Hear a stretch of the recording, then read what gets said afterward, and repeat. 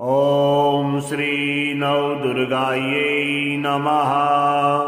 अथ मा कात्यायनी स्तोत्रम्। या देवी सर्वभूतेषु कात्यायनी रूपेण संस्थिता।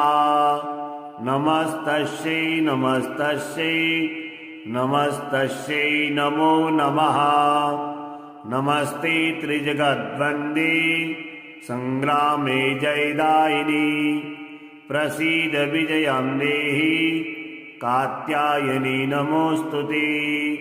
सर्वशक्तिमयी दुष्टा रिपुनिग्रहकारिणी। दुष्टजृम्भिणी संग्रामे जयं देहि नमोऽस्तुते।